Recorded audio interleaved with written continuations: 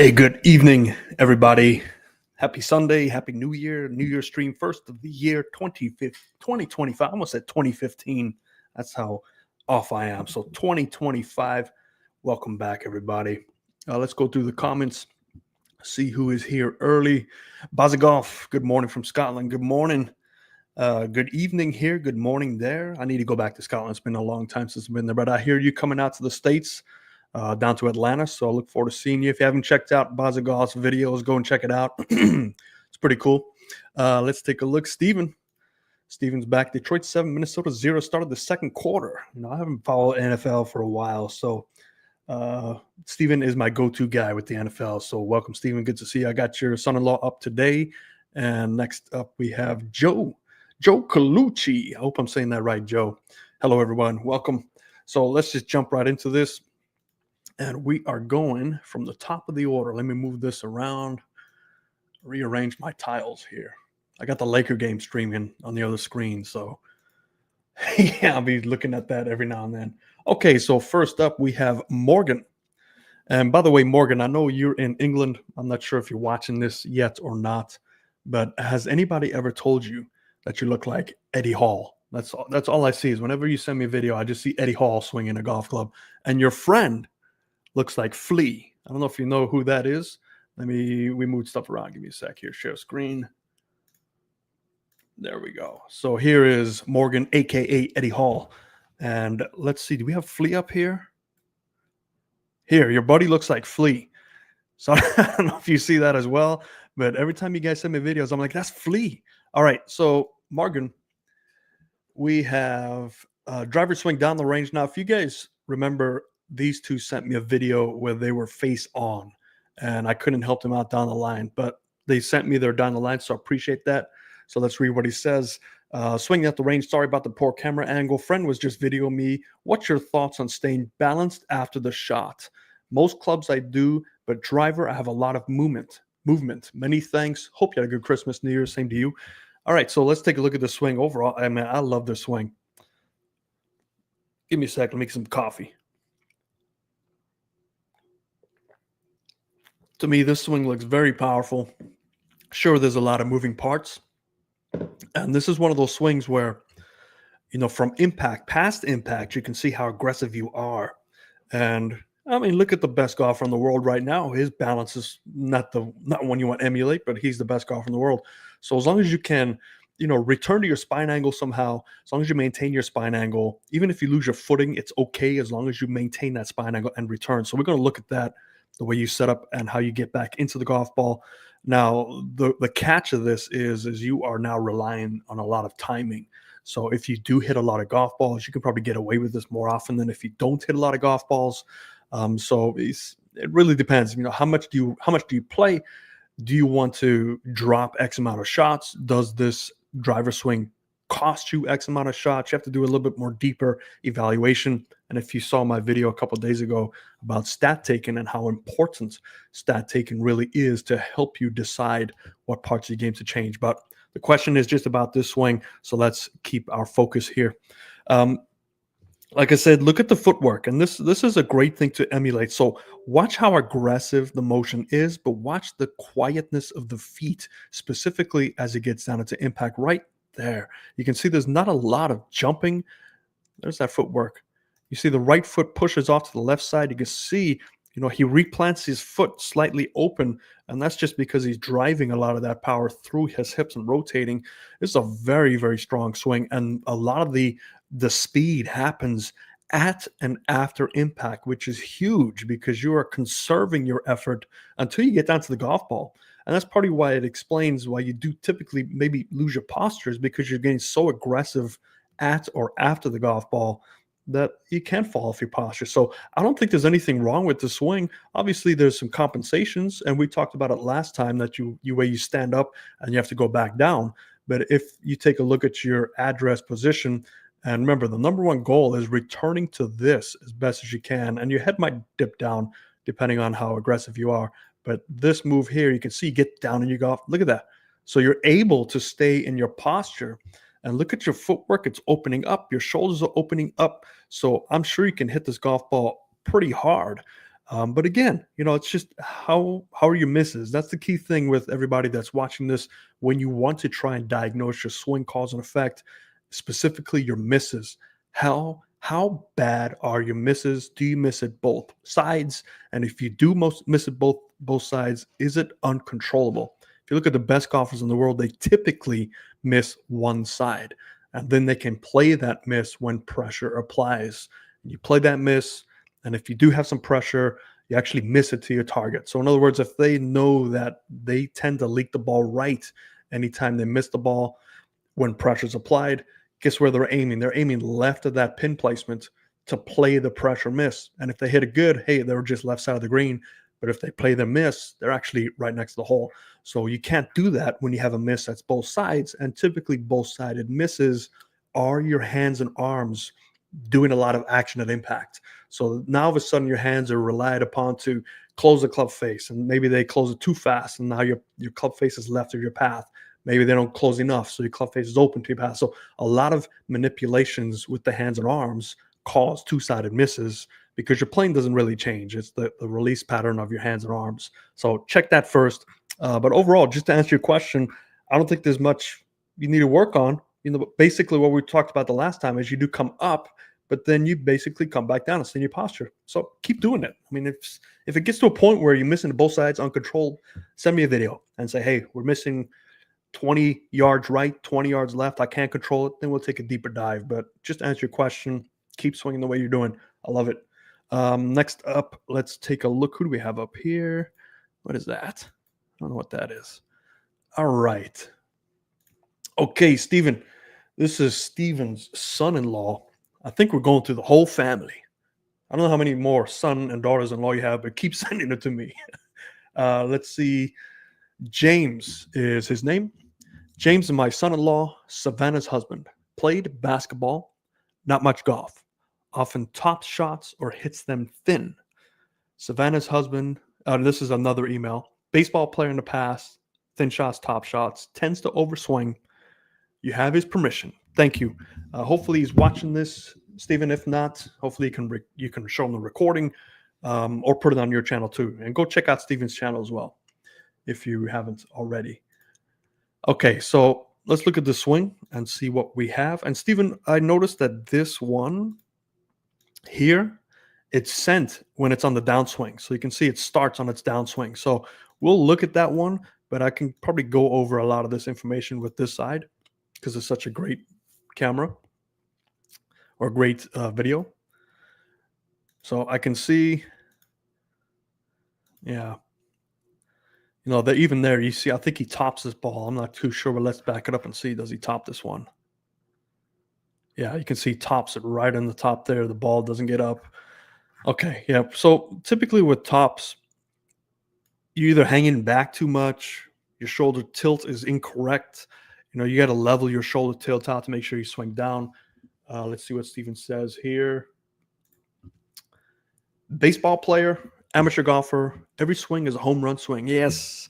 I like that aggressiveness. We don't want to take that away from anybody. It's nice to have aggressive motions, but controlled aggression, much like life. So let's take a look and do our normal. Barney purple? Nah, it's too hard to see in these streams here. So there's the shoulder tilt. We see that spine angle relative to the shoulder tilt. So a little bit of back pressing here related to that shoulder tilt. It's ball position might be a little too far forward, Steven, so you might want to take a look at that ball position. This is closer to like a driver setup. So this is probably why he has a hard time hitting down on it, because if he tries to hit down on it, he has to get his center point over to that green line while he strikes it. And he will have to lose shoulder tilt or else he will start hitting it heavy. So let's see what he does. Let's go straight now to impact and see what happens. So a lot of weight shift. So now look how much he's got to get his whole upper body from this position all the way. That's exaggerated, obviously, but all the way to that green line, that center point. And he doesn't necessarily, he returns back to where he was, right? So that's a pretty good motion in terms of sideways. At least he can figure out where he started from. So that's good. But as he strikes it, it's just he's not over enough. So a couple ways you can fix this, Stephen. The quick way is to just keep everything the same and from the top of the swing, get him to feel like he's really going over to his right side, but that could create some other issues. So, my style. I'm all about changing your setup, changing the way you get ready to hit the golf ball to give you the better chance to utilize your motions. We have an athlete here, so let's take advantage of that hand-eye coordination. So ideally, if you look at that shoulder tilt as it gets down to the impact, so we definitely see that increase of shoulder tilt, which obviously pushes his spine angle further back. Now, when it's further back, there's really no way to hit down on the golf ball from here unless he extends his hands and releases even sooner. But even then, it's a crapshoot. He could hit perfectly down.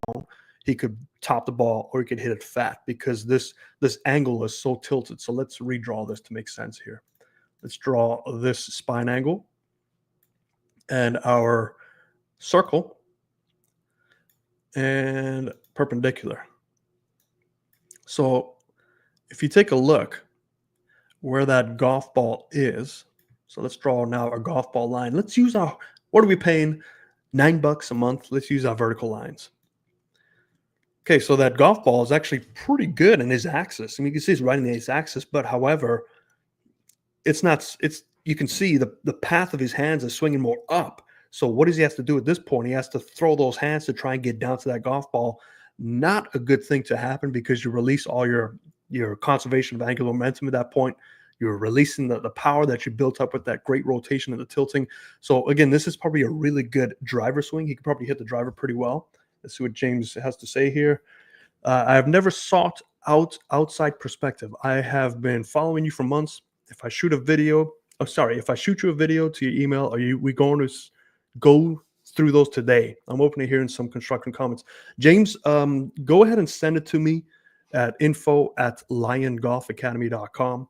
Worst case, I won't have a show next week because I'm actually teaching down in my San Diego facility. One of my coaches is going out of town, so I have to go cover his schedule. Let's see if we can get it done today. If not, worst case is going to have to be in a couple weeks. But send it to me, and we'll see what we can do there. All right, so back to this one. So our goal is to try and level out this tilt and move that ball position more to the center of his chest, because if we draw a center line from where his chest is, we can see that it's still behind the ball. So things aren't really lining up to strike down, which is why he's having a hard time with tops. I imagine he doesn't top every shot. He probably times the hands perfectly, and he can hit one decent every blue moon. But I can see why most of these can be tops, with the occasional heavy one too. So we've got to sync these up. And the best way to sync these up is to limit the shoulder tilt, get the golf ball more connected to the center of the axis, and then start from there. So let's go to the beginning of the swing here. So we're going to draw the old ball position in red. Okay, so anything red is going to be old. New ball position. Let's first figure out our shoulder tilting. So this obviously the left shoulder is going to be further down just because the left hand is lower on the placement. So that's a natural tilt. So keep the tilting where it is. So that tilting is going to be fine. If we can put the ball position, Stephen, change the ball position slightly so it is more running right through the spine, right about there. This would at least, not what might happen too is by doing this, you might see the shoulder tilt kind of flatten out a bit because he's tilting to reach that ball position, if that makes sense to you. His left shoulder is working its way down to get those hands this way to reach that ball position.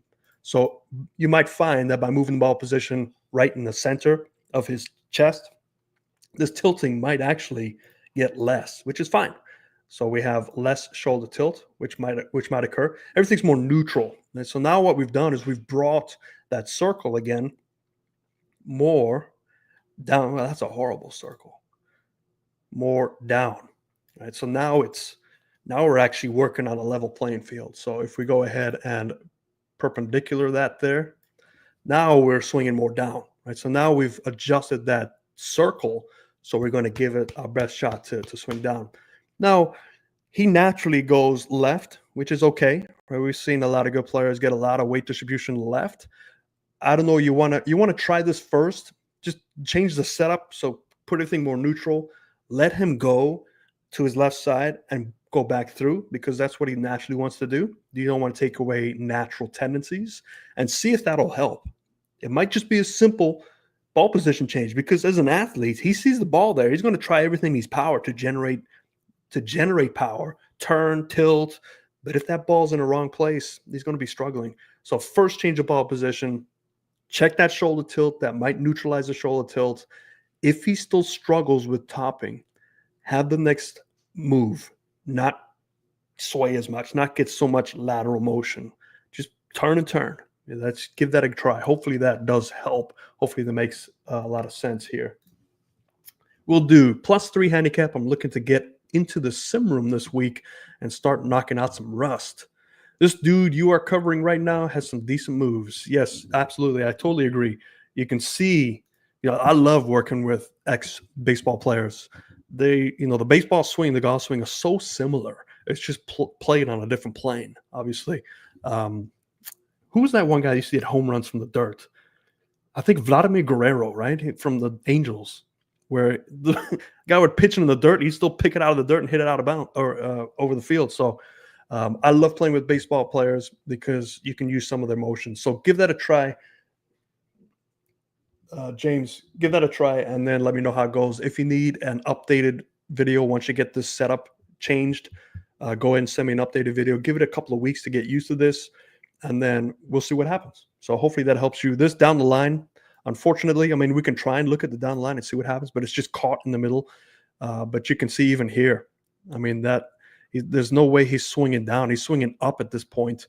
So, that's the hands are trying to throw to help him, but the tilting's wrong. I mean, the tilting's not designed for an iron. You don't want to be tilting so far up that there's just no way. Even if you hold your angles, there's no way to even strike down because at the time you're holding your angles, your hands are moving so far up. You can't hands go up while your club goes down. It just doesn't make much sense. So you just got to get your angles sorted out with the tilting. Let's see. Setup is so important. Absolutely. Setup is the biggest thing that is overlooked. Now, specifically ball placement, ball position. I've seen so many swings that have decent motions, but because that ball position's so all over the place, you've got to just compensate and trying to hit that golf ball. And the more you are an athlete, the more you get away with things, and the harder it is to convince athletes because they get away with things. But the problem is you're robbing yourself of consistency. So you really, really got to focus on grip placement, how that grip placement affects your natural tendencies, ball position. And yes, you can play competitive golf with the ball way out on your left side, way out on your right side. Doesn't matter. Obviously, it works for you. But when I see compensations like this, and you can just tell, hey, the ball position isn't favoring this person's ability, let's switch it up and get him a more neutral position. That'll help him out. But yeah, you're totally correct. Ball position is very, very important. All right, hope that helps you. Let me know. This one is an interesting one. This is a problem that most amateurs don't have. So this is Matthew. Matthew, if you're on, just let me know. Just send me a quick little text. If not, hopefully you'll watch us later. Matthew sent an email. I struggle with my driver the most. I feel like my right arm isn't quick enough to get in front of me, I guess. But the rope hook is especially prominent in my long irons and my drivers, especially on full swings. If I'm doing little choppy shots with a short Tommy Fleetwood follow through, I can get a nice draw. So if I feel like there's an issue with the club closure in a fuller swing, on TrackMan, I get very, very inside out, and I feel like I have to be steep to be more neutral.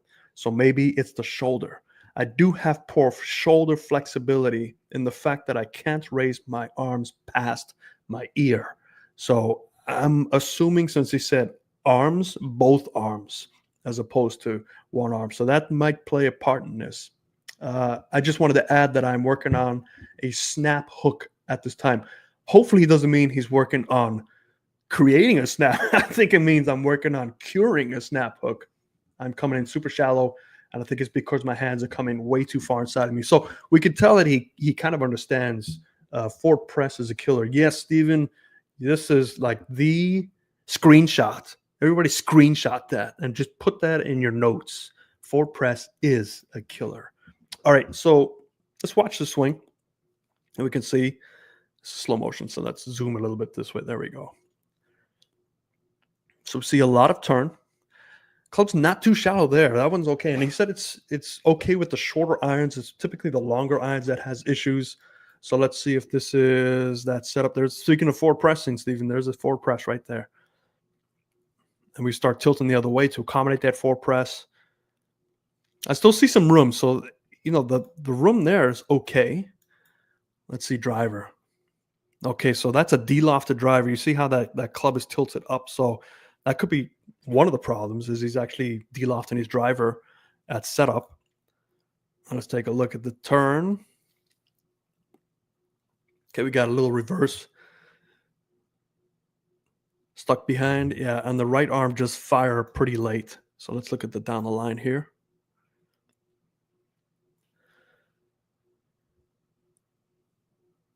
A lot of turn. A lot of hip turn. Yeah, I see the problem. Okay, so let's look at this one because this is a good one. This is one where he's on the range.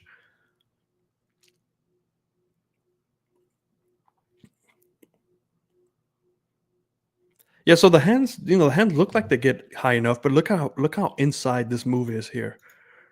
I mean, that's why that ball is going left. Your path is so into out.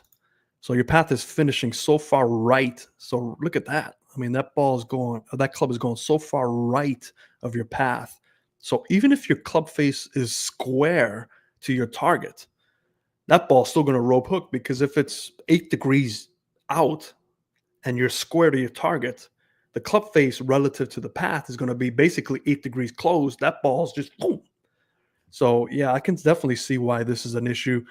I see some disconnection. I see a lot of setup issues that could help you because you do lose a lot of posture. So what I see that's happening is as you take that club back, you're starting to lose your weighting towards your toes. Once you overturn, and now when you drive back through, you're starting to lose a lot of your posture. So you actually have to disconnect your arms from your body.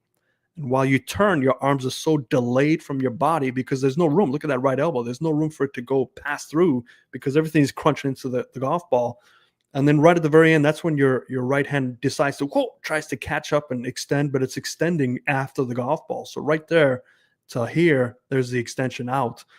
So yeah, there's a lot of disconnection here. Let's see, Stephen, do you prefer landscape or portrait view on the front and down the line? Regular speed videos is a lot easier just for us too, because if I hit play, it just sometimes some of these take forever to play. So regular speed's great because Swing Catalyst, you can slow it down enough, which is great. Doesn't matter if it's landscape or portrait. Landscape looks pretty, it takes up more of the screen. So if you want to do a landscape, that's fine. But as long as you can capture the whole swing in its entirety. But most importantly is you. I mean, it's just your body. We can fill in the blanks with it. But thanks, Stephen. That's a good question there. All right, so let's break this down. And so I've also downloaded somebody to show you here too. So let's pull this. Let's zoom in.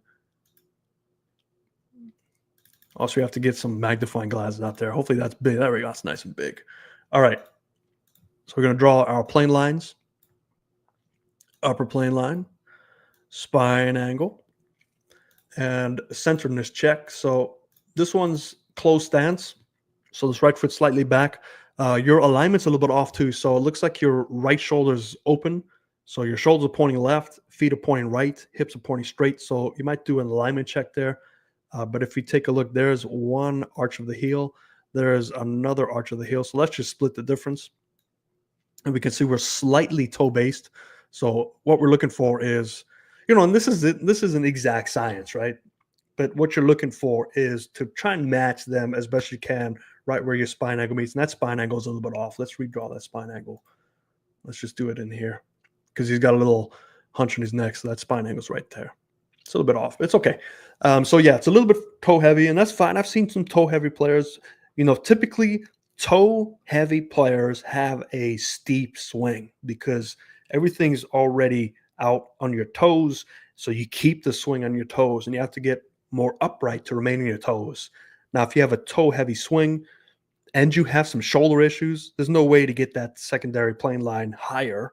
So you might have to start to rotate to avoid the issues with your shoulders. So you might not be set up correctly for your issues. But we take a look at the way you take that club back. You do a pretty good job. You see going right on that lower plane line. Club face is relatively square to your spine angle. So everything's looking pretty good. I would say at this point, you can see the club face starting to outrace the center. So I know you get a lot of turn. I prefer to see most of the turn earlier, because once you get all the turn earlier, you establish a wider position. Let me see what Baza has. Where do you send videos? I could don with a few pointers. No problem. Baza, you can send it to info, INFO, at liongolfacademy.com. LION golfacademy.com. Not lying, not LYING. But yeah, send that over. I usually do these Sundays at 6. Next Sunday, I'm not going to be here because I'm covering for one of my instructors.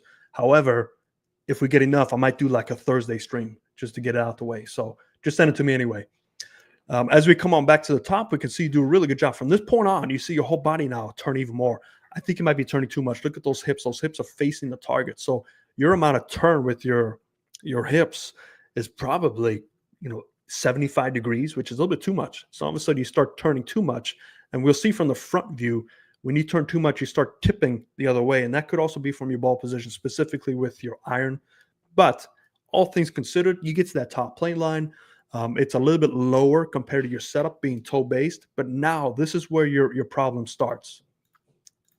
Is we take a look. Let's, man, I can't clean up these lines too much. Okay, let's just keep these lines here. We'll wade through it. So back brace line in blue.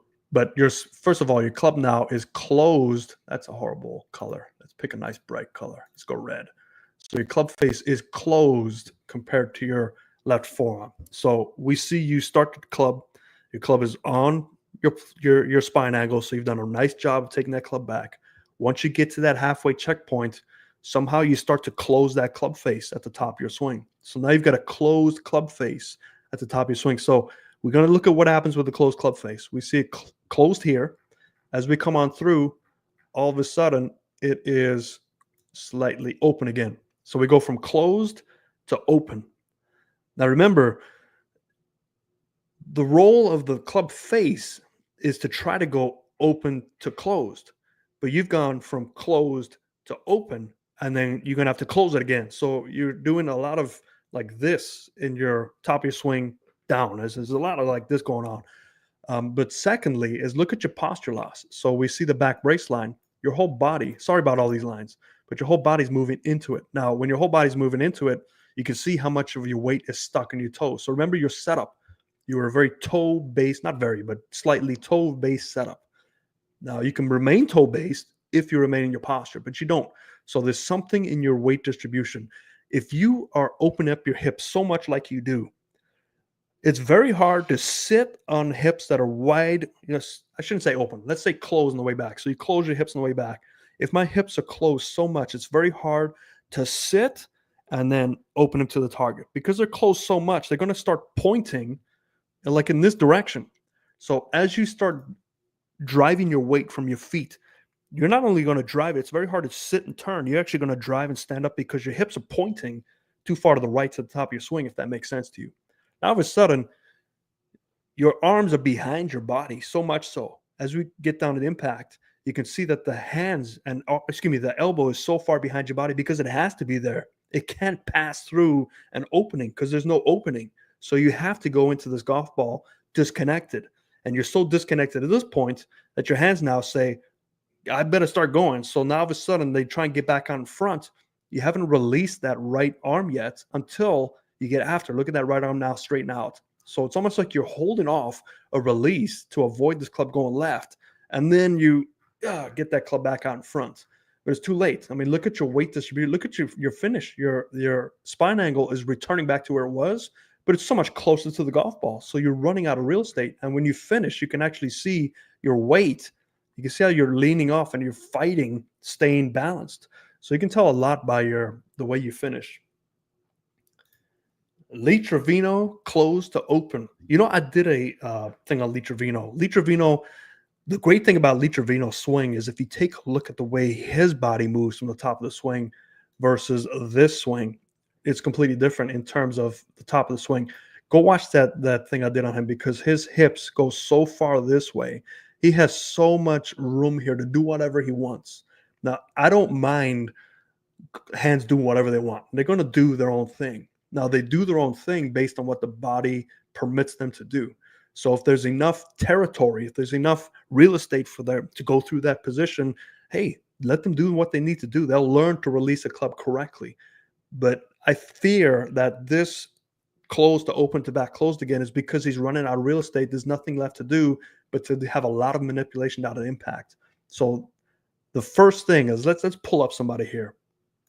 We're going to look at a comparison. Let's find him. Okay. So I want you to watch right side of the screen here, specifically this little area right there. Okay. So here we have a toe-based swinger too. So up here, you see all the weighting towards the toes. So it's a toe-based swinger, but he's able to stay on his toes. So the hands get much higher, right? But the good thing is the club falls behind the centeredness. So that's good. So you want your hands to at least meet that long red line or go slightly back of that long red line, because that'll allow you to drop in the slot correctly. If he gets his hands too far up here, he better have some Jim Furyk-like loopy motion to make that work, which some do, and that's fine. But take a look at that space. So as he drives into it, notice how he's sitting on the back and he's pushing his weight back over here to make sure he's on that back brace line. As he drives it, now his right shoulder, his right elbow has the clearance room. He has spacing to make this work. As he strikes it, look at the spacing. So there's so much more spacing. Now his shoulders can tilt correctly, so they increase the tilt because he's got the room to tilt, and he's also turning. So we see a lot of correct weight distribution. So I fear that this is incorrect weight distribution from our gentleman here. Let's see here. Have you ever done a red life swing analysis on your own swing? I have done some videos on my swing when I was working on things just to show you feel versus real. I've never done one on myself. I don't know how entertaining that would be. It seems a little bit, what's that word? Like full of myself when I'm doing my own swing. I mean, maybe I will if that's what you guys are interested in, but I can do it if you want, but I've never thought about it. So yeah, you need to create the room and the spacing for your hands and arms. The way I view the golf swing is as long as the body creates a good pathway for the hands and arms, I really don't care what your hands and arms do, because that's a personal thing. That is where the hands and arms need to learn their role in the golf swing. They can only do that if the body is consistently doing the same thing. So in other words, our gentleman on the left side, his body's consistently going into the golf ball. So it's running out of room. So he has learned to disconnect his hands from his body, to let him trail his body, and then that last second flip. Now that's consistently giving him a rope hook.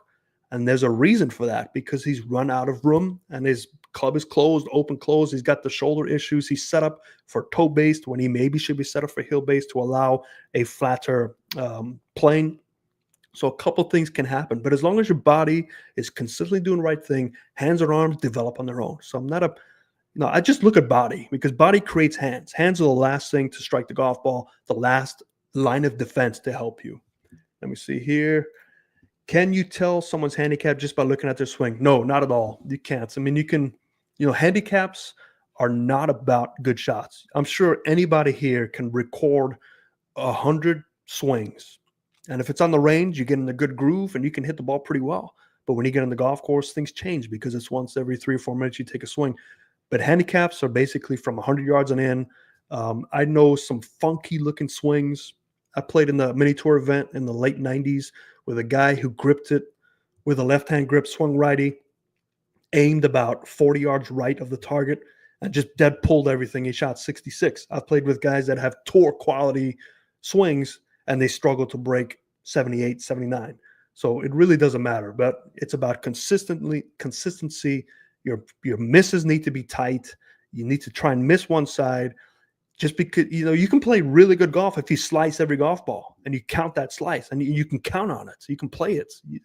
I think you need to get away from trying to be perfect, because we're not perfect. We don't have the lifestyle to dedicate the thousands of practice hours that these guys do a month. I mean, they're sitting out there. It's a full-time job. Not in a month. That's a little ridiculous, but you know what I'm saying? Probably thousands of a year. So no, you can't really tell handicap by a swing. You really have to go play with them. And then you get the sandbaggers out there too. So let's return to this and let's do a face on, because the face on we can also see some stuff too. Okay, driver face on. Let's go down to single so we can see this. Zoom in.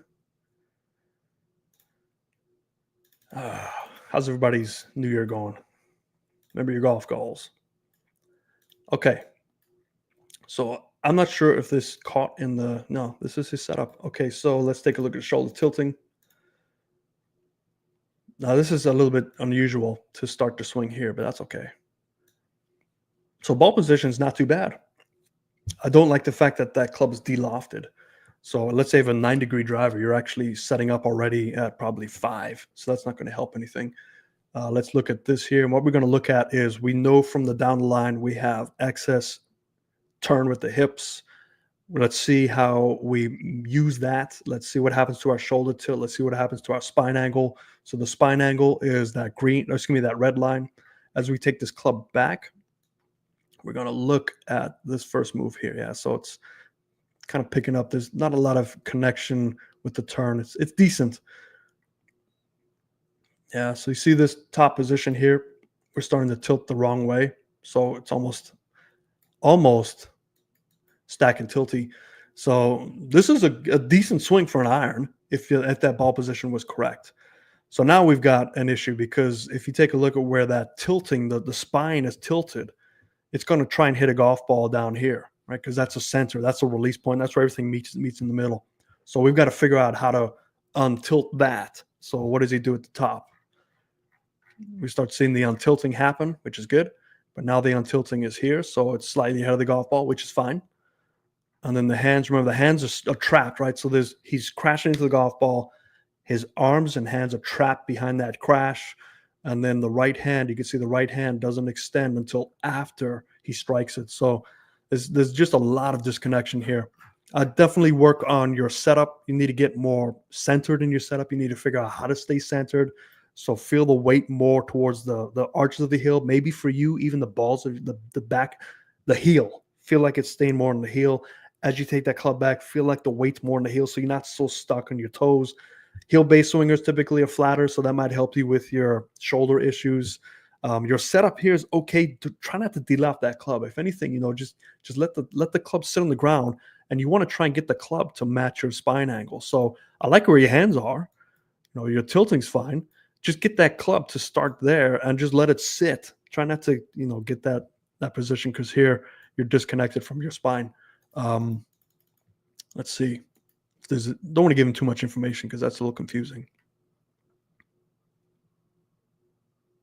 Yeah, okay, let's bring up here, because I'm going to show you the difference here.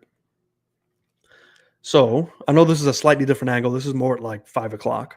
But what we're going to look at is the lack of turn. Now, obviously, 2 completely different positions, right? So we see that this is not a lot of turn with the hips, but look at how much turn he's able to generate. So this is why this guy can hit it a long way. So we see a lot of twisting, a lot of torquing, a lot of X factors. So X factors, the separation between your hip turn and your shoulder turn. So let's say you have 30 degrees hip turn and 100 degrees shoulder turn.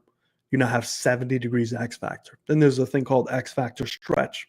So typically, traditional, you want to work from the ground up. So we see the hips start to open up early. And if you can maintain that shoulder turn, now you've got X factor stretch. So you take your 70 and you get it to 75 or 80. So now you have so much coil in your golf swing, but then your job is to stay connected. So that's why we try and stay away from getting the club near the parallel, because if your arms get back over here, now you're so disconnected to that coil, it's going to be very hard to stay out in front. So then we have to stop the turn and get our hands to race out in front of us. So it's very important to stay connected, and you can only do so with correct setup. So make sure your weight distribution is. So we see a slight X factor stretch. So we see the hips go first, the shoulders stay back just enough. So that increases X factor stretch. But look at the hips. The hips are fairly steady compared to our guy, where he gets so much rotation that he's losing a lot of this torque. So overturning can be an issue because you're losing the stretch of your body.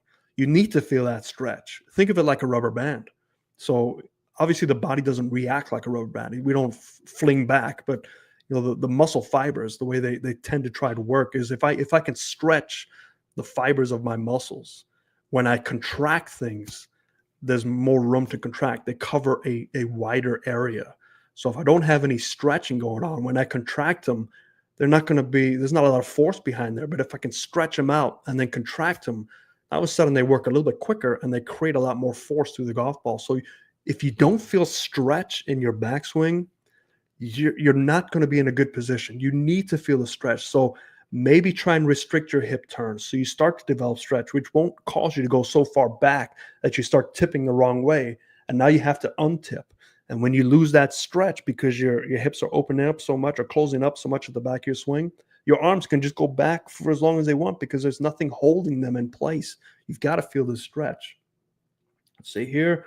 More loading on the right side with turn, plus keeping the structure in front of him a bit better. More loading on the right side with turn. Possibly, I just think there's too much turn for him. Or are you talking about this guy we're looking at? But for our guy, Matthew, I think there's just too much hip turn that he's losing his posture. He's losing the ability to create power. So we might see a lot of jumping into the golf ball to create the power. But if you can store the power effectively and get your muscles to stretch out, you're ready to go. I mean, you're in posture. You don't want to pull yourself out of posture. So for those of you at home that might not feel stretch, try to get the stretch. Try to eliminate your cut back on your hip turn to get some stretch going. And that holds you in your posture. That's the key too. You don't want to come out of your posture. So hopefully it makes sense, James. And as he comes on down through, now he gets that drive. He can tilt on it, but watch the right arm. So Matthew gets the impact. The right arm isn't even doing much. After impact, then the right arm goes. But watch this right arm. As he strikes it, boom, that right arm is completely straight because things are connected. They're in sequence. There's some torque. There's some rotation as well. And then he comes on through and he stays in his posture. Now, obviously, this guy pounds the golf ball. I mean, I think he hits it like 380. So completely different. But what I want to show you some completely different for you, Matthew, is to try and emulate some of this stuff for you. We don't expect you to hit 380. Number one goal for you is to get your path to not be so far right of your target. That's your number one goal. You got to figure out how to get your path. I don't think it's what you're assuming. Your arms don't get so low. I just think it's this disconnection where you have to get your arms so disconnected from the body that it starts trailing and falling down too low. So we've got to get you more connected. Eliminate some of that hip turn on the way back. Check up your posture, check up the weight distribution so you don't lose spacing, and then just work on staying in your posture. Fair points. Matthew has potential as well. He has a few fun things he can work on. Absolutely. Yeah. This is why I do this. We got people watching and helping out and chiming in. It's great. Thank you, James. I appreciate it. And hopefully Matthew can make those subtle changes. And Matthew, send me another updated video probably in 2 or 3 weeks while you've worked through these subtle changes. If you need some clarification, I know sometimes I can go on a tangent and start saying too much stuff. Just let me know in the comments or just email me. You already got my email. So hopefully that helps you, Matthew. All right, we got one more. And this is Flea, right? So this is the buddy of Morgan. And Morgan and sorry, I don't know your name. So we're going to call you Flea. You can thank your buddy Morgan. He didn't even mention your name. So Flea, we're going to look at this. And this is a example here of why forward pressing can be detrimental. So we see a big forward press, not a lot of hip turn. And then watch what happens. Stays back, right? So the only reason he's staying back is because if he shifts forward with that forward press, he's going to be digging his way to China. And I believe, is England half other side? Is that China? I don't know. Australia? We don't know. But he will be in some pain. Plus, he has a very, very strong grip, so he can't really get any sort of release going. So we have this huge forward press, and we have our spine angle. Let's draw this in red. The spine angle is right along that zipper. That's pretty good. So now we have a huge gap, right? So we draw the angle here and figure out how much gap we are disconnected. And this is 12 degrees off. So We've got to make up 12 degrees somewhere. Let's see what happens, because sometimes we go both ways, depending on your grip too. So if we do 12 degrees, right about 11, that's the closest we're going to get. So let's see what happens. So I've seen amateurs do two things.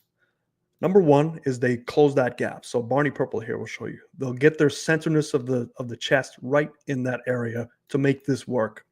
Since this is a strong grip, since his angle is so far forward, that might not be the case. And we saw that already, that he tends to stay back. So I know we have some camera shifting going on, but look at that impact there. So here's the centeredness of where that angle was. Now, it could be a fluke because we did see the camera move. I would imagine it's probably more about here, but we see what happens, right? He has to shift that center somehow to get level with the golf ball.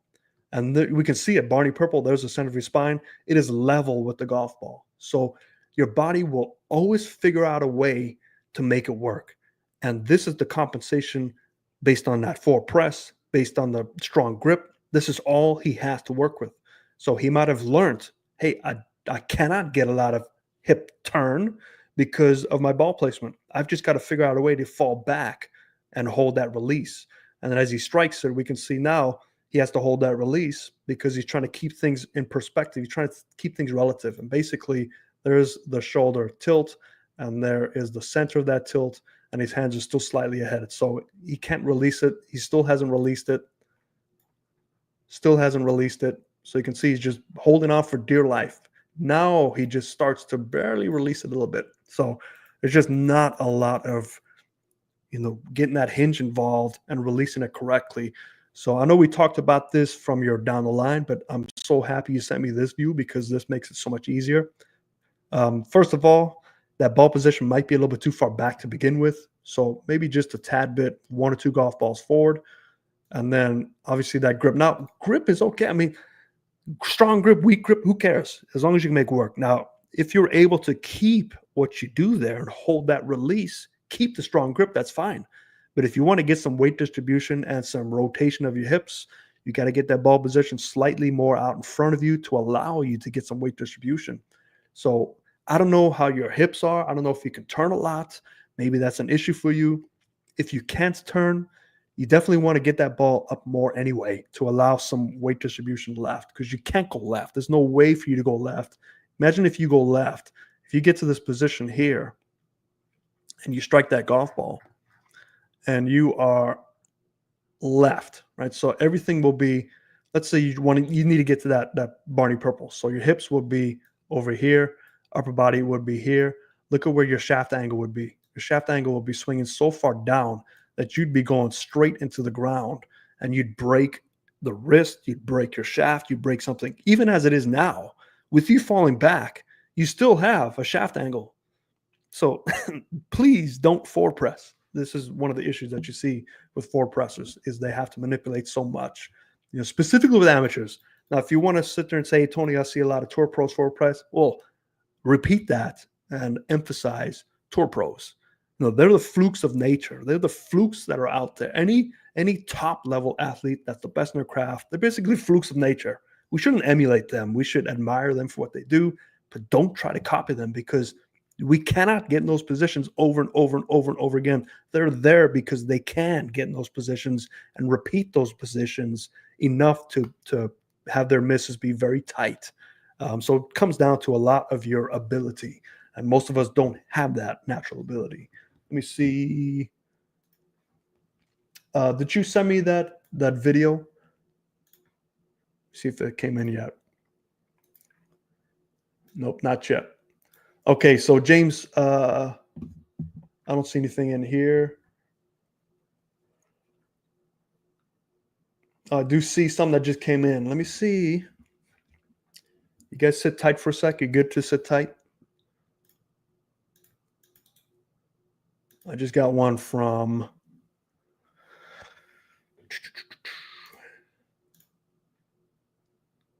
Colby. Is that you? Colby James? And I got yours, Baza. Let me see if I can do this really quick. Oh, you know what? It's on Google. Hmm. Give me a sec, guys. Let me see if I can. Can I download this?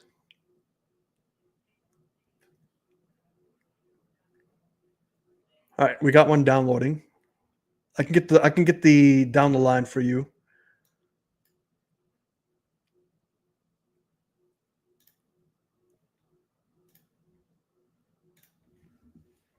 All right, driver fairway down the line. I could do that one for you right now, James. And let me see, Baza. Baza, I can get. Let's see what we have here. Okay, let me see if I can pull this up. Give me a sec.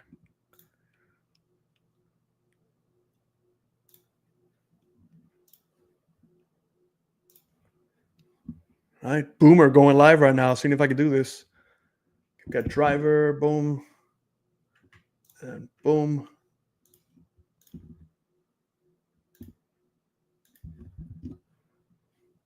Can we do this?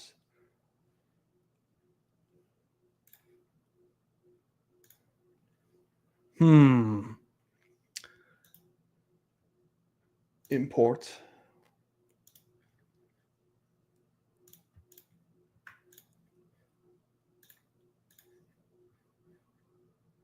All right, we're gonna have to shut this down, and let me just close this program and reopen it.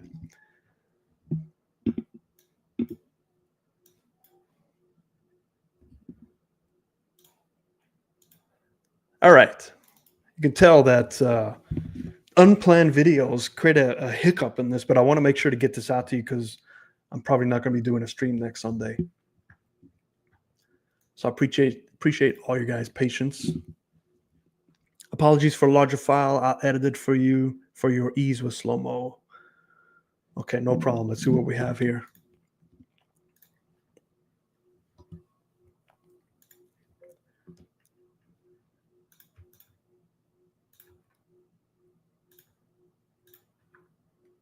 All right, we're live. Look at this. Hopefully. Okay, let me share it now. I think we're good, guys.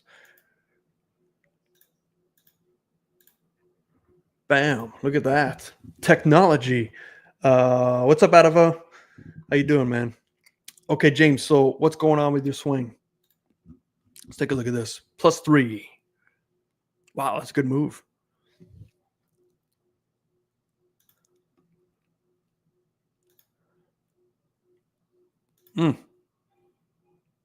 What seems to be some issues. Tony does not like slow mos. Should be a regular. Yeah, we'll make it work. While reviewing, check the email. I gave you some info. Let me see. Sorry, I closed my email.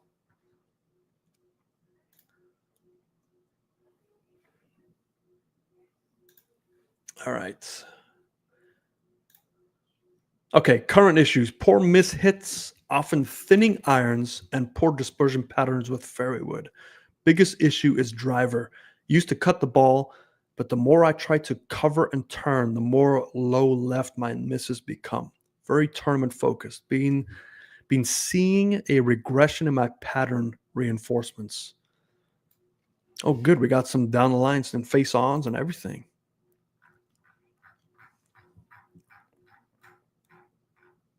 Yeah, there's a little bit of disconnection there, but you do a good job recovering. Yeah, okay. I see a little disconnection, but it's pretty good though. I mean, to be a +3 handicap is this a recent +3 handicap, or is this a uh like were you a +3 handicap? Are you looking to get back in the game?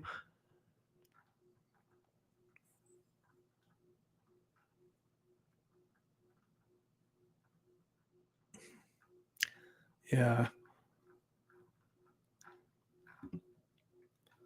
Well, he gets that info. Let's draw some lines. This one we definitely gonna do Barney Purple here. The +3 handicap Barney Purple. You get the honorary Barney Purple. That's not a line. All right. We'll do green for spine.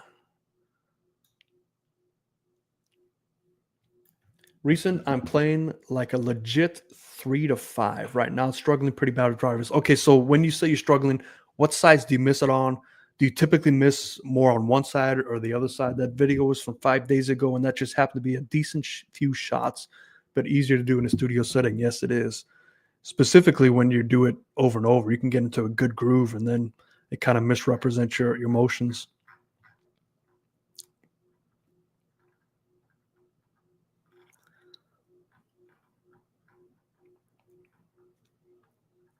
Yeah, this is going to be a tough one. Left and low left. All right. So, what are your paths for your driver? Do you have like an average path average? Second file be more detailed, oriented with my misses. Let me see that one. Here we go. Wow, this is detailed. Okay. So if you're bored of this, I'm sorry, but I get a joy out of this. Hopefully you do too. Golf elements of this is I've been working with Decade for 5 years. Course management is the strength. Mechanically, I work on width with the driver and trying to keep things in front of me for the most part. Downswing feels. I try to create as much space as possible, especially pelvic depth. That's been my only focus, and I feel the videos I've sent are the best representation of that as I took the videos a month into a golf-free break. But nonetheless, performances have been dipping steadily for the last 3 years, despite my mechanics feeling decently tidy. What feels wrong? Impact. I feel like I'm needing to flash the club low and left to try and offset any draw biased flight. Yep, that makes sense. This accentuates the driver where I feel where I view the golf course through the lens of taking left out of play. Unfortunately, I've overcommitted to my Decade and have not altered it based off the last few years' misses. I just don't like to accommodate for draw biased flights. Currently, low left missing have been killing me in tournaments. I've looked into something more advanced numbers via TrackMan or Foresight, but generally I'm zeroed out with path and angle of attack hovers around +1, +2. Okay, that's decent angle of attack there. Speaking of numbers, I've felt I have entered no man's land. I'd rather be path biased than have a miss I can expect versus a two-way miss. Yes, totally agree. Technical analyst is fascinating. Perfect. No problem, Baza.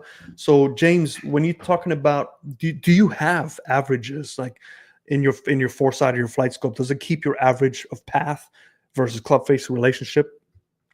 That would be helpful too. What I do see is your centeredness check. You're pretty centered setup. I mean, you can see everything is right down where it needs to be. The more left I get with path, the more steep I feel. That makes sense. Arms do typically get higher. What age did you start playing, James? Yeah, you don't quite get deep enough there. And then yeah, you can see the compensations here. So you don't quite get deep enough at this position. The butt of the club is out in front of your centeredness, so you'd have to reroute somehow. I started at 16 years old. Okay. Typically with higher hands players, I see that's when they start very young and they have heavy clubs. So that's to learn to pick up the clubs and they get high hands and they learn to reroute it. So just from this point of view, I see that your hands don't get deep enough to your centeredness check. So you compensate that. So your triangle, basically, if your hands get this high, there should be some sort of manipulation, some sort of compensation move. Now we've seen when they get this high, the first move will be to drop the hands a little bit closer to that plane line, so then you can just kind of turn from that point. But you immediately start to turn. You can see your triangle moves right of that centeredness check. So your triangle basically is, let's go to the top of your true swing here. So that's your triangle. It's going to be not the best triangle. So there's basically the path of your hands. If you were to just truly turn and tilt in the same sequence, those will go down. But as you come on down through, you can see that your path is already veering outside that right side. Now to compensate this, you've developed something in your wrists to lay off that club. So now the club has found its way in that path. So your hands are outside your path, but the club's inside the path. So you've done a very good job of compensating for that, specifically to a +3.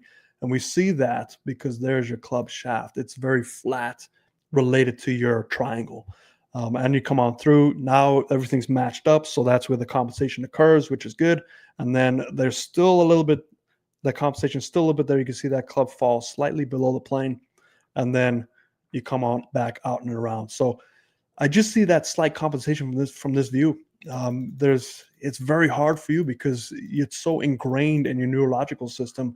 I'd say the best thing that you can try to do is just, it's so hard though, because if I say, hey, top of your swing, try and work on this first move, either allow the hands to drop slightly first and don't rely on that layoff to time that layoff, because I do the same thing. I get to the top and I'm laid off because my hands get very high.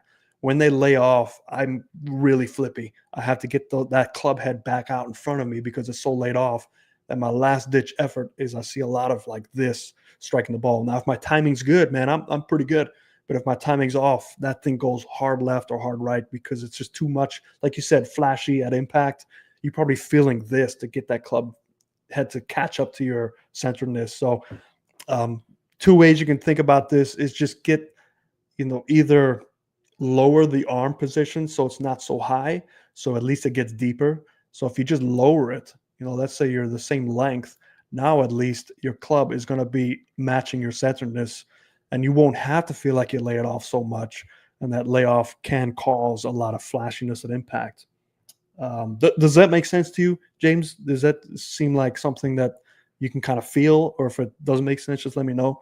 But other than that, I mean, it's really hard when you get to that good of a golfer and you have got that good of a golfer with compensations, because now in order to change that compensation, you're basically going to change your whole swing. And that's something that is very hard to just say, hey, I'm going to do, because it requires a lot of tedious practice and expectations and over exaggeration. But hopefully that does make some sense that I see. Sorry to interrupt. Are you actually accepting new participants? Out of I wasn't really, but we had 2 people that sent the videos. Go ahead and send it. The only reason why I might do it is because I am not probably going to be doing one next week, because I'm going out to San Diego to teach, because one of my students is, one of my staff members are needing the time off. Happy New Year's, fairways and greens. That's correct. Well, I've been battling being laid off from a shoulder injury. I have to feel across the line to get what you are seeing there. Yeah, you might have to experiment with that to try and get the club to be a little bit more across the line, but just be careful with that, because your transition happens so fast and you're so used to laying it off and getting flashy. Obviously the best way to cure this is just hit millions of golf balls and get your timing perfect, but that's not the most realistic approach. So yeah, if you want to feel like across the line, but in order to cross the line, you also have to get your hands a little bit deeper. So I think that depth will really cure a lot of things for you. Even just the depth alone, even if you have that, laid off and flip it through, having the hands be a little bit deeper to come more from the inside, you won't feel as much compensation moves. So hopefully that does help you. I know it's not a full evaluation, but give that a try. Let me know how it feels. And then lastly here, we have Baza. All right, Baza, let's take a look here. Old St. Andrews there. Is that 18 at St. Andrews?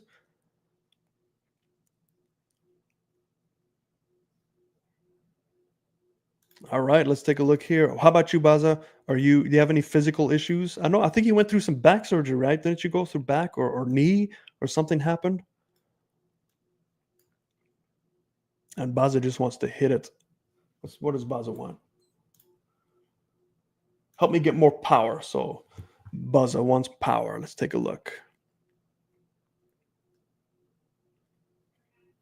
Yeah, you want more power, Baza. You got to get that club to be more inside. So we can see here, it's just very steep. I mean, you do a good job of, working with what you got. It's still very steep. It goes back out around. So there's a little bit of disconnection. I mean, you definitely have a lot of potential. I see. Look at your motion. So your range of motion is really good.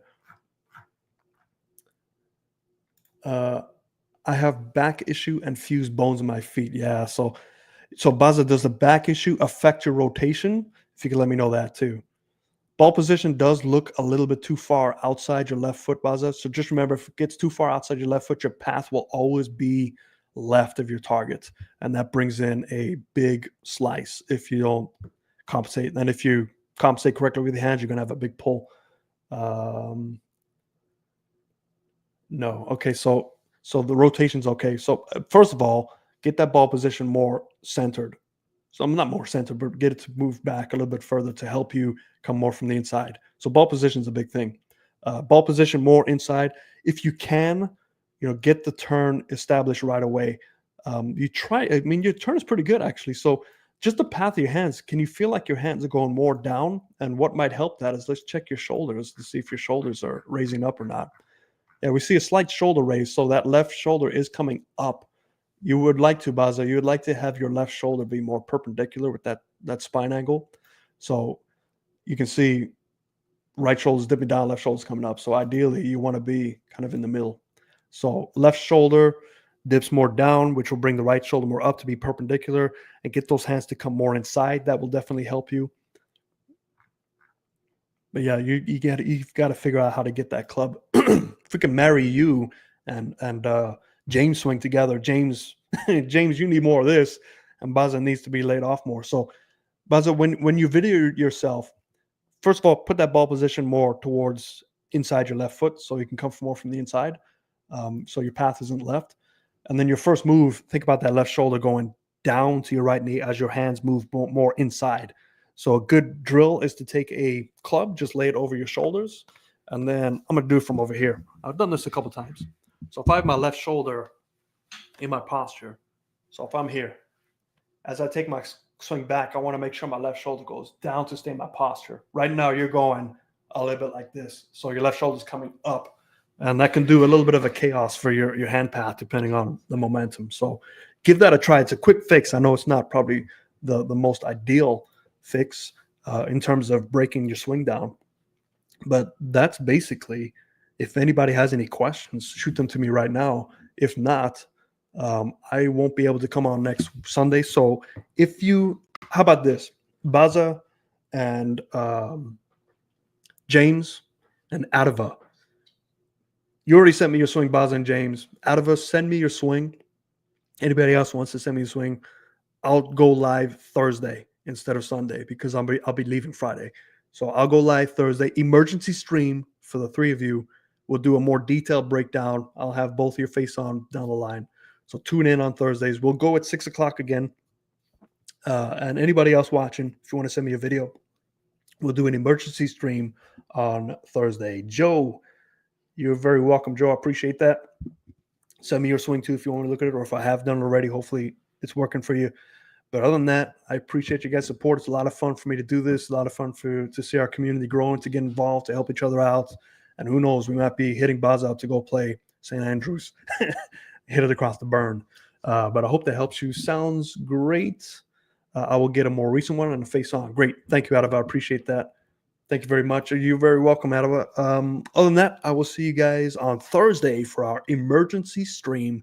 And I'll put up some videos this week because I'll be gone all weekend. So hope that helps you. I will see you next time.